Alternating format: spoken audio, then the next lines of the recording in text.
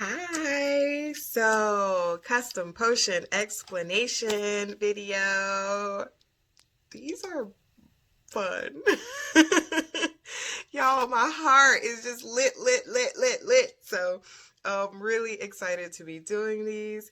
Please take notes. I'm going to be teaching about custom potions as they come in, potion elements, potion making, just like I teach when I'm creating potions. So you're going to see more of my face on the feed.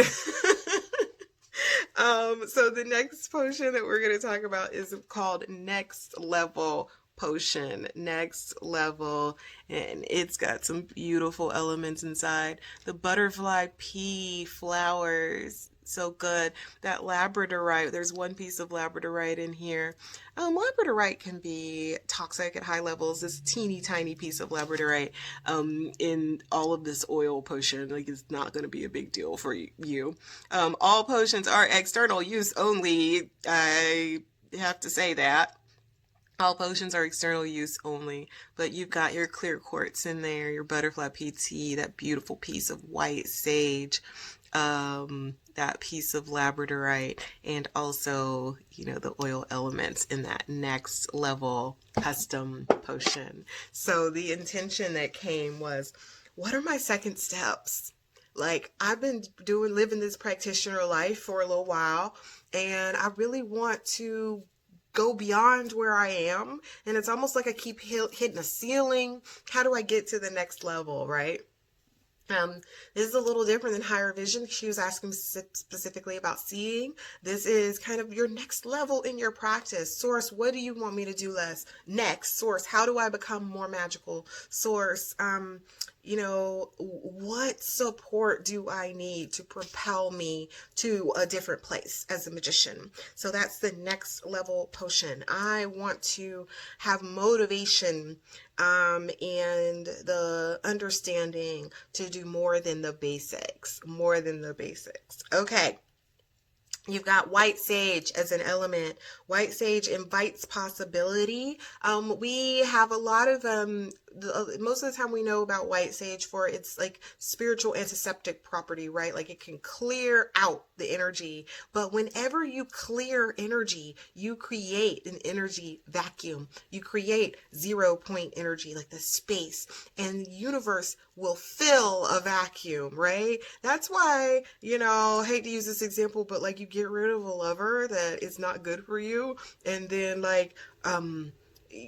people start popping up. Like, you've got to decide how you're going to fill a vacuum. Anytime you create space in your life, sage your house, eliminate anything, you have to identify what you're adding, or things will just rush into the energy vacuum and fill the space. So you want to fill it intentionally. That is a sidebar. So white sage invites possibility, because as you're creating energetic vacuums, as you are clearing energy, you invite possibility of new things that you can plant an intention in, right? White sage also clears the way, clears the path. Clear quartz, of course, it's a master healer, amplifies intention and provides clarity. You want to get to the next level with source. Clarity is key. You might be at the next level. The level you're looking at, it might be wrong for you, right? Clarity is going to be key in feeling through how to maneuver into the next level. You've got butterfly pea flower. It soothes the nervous system. Let me tell you, butterfly pea flower also lifts the mood, right? Lifts your mood, so that you have like the energy and the effervescence to effervescence is probably not the right word, because that would be more like lime, but like, it lifts your mood so that you aren't like feeling like, right? So that you can be clear-headed and joyful and content, right? To move into that next space. And again, I said it soothes the nervous system. The only reason why our bodies ever make us procrastinate or do any type of resistance is because your nervous system, for your body, same equals safety. Same equals safety. So any change, positive change, hard change, your body kind of resists change. We are resistant to change. But all manifestation, every petition is asking for change. I desire is asking for change. But your body, even though, your soul stuff is asking for change, your body and your nervous system has to become resilient to that change, right? Resilient to that change. If we talk about the other symbolism of the butterfly flower is the butterfly, right?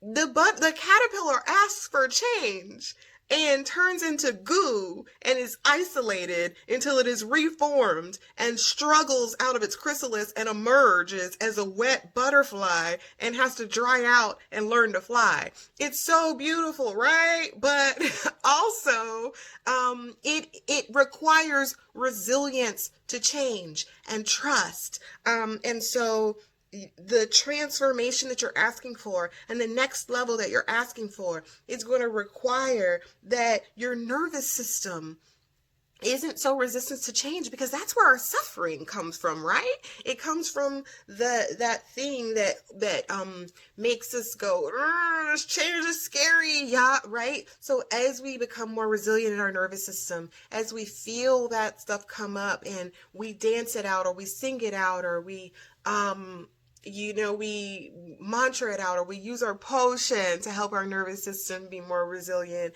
change happens with more ease and faster, right? There's less resistance. Labradorite is in here. Higher wisdom.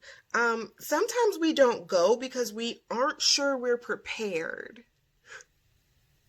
Because we can't see around the corner, right? So sometimes we don't go because we aren't sure we're prepared. And spoiler alert, you're not prepared. It's a new place. So you're a baby in this new place. But if it's your place, your preparation's not going to matter. If it's your place, it will prepare you. Just go. You're gonna have to labradorite, right? Labradorite is a feldspar.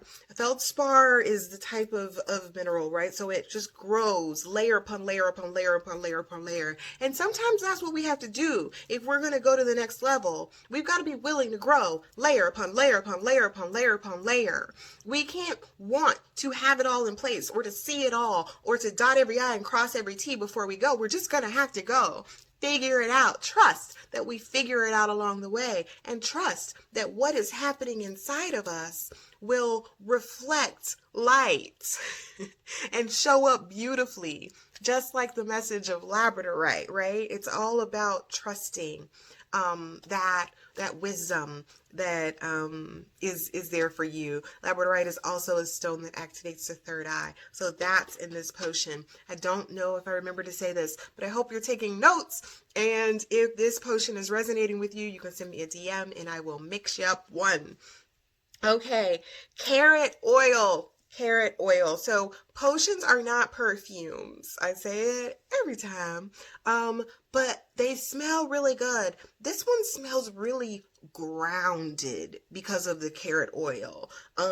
I immediately wanted to pair it with something sweet.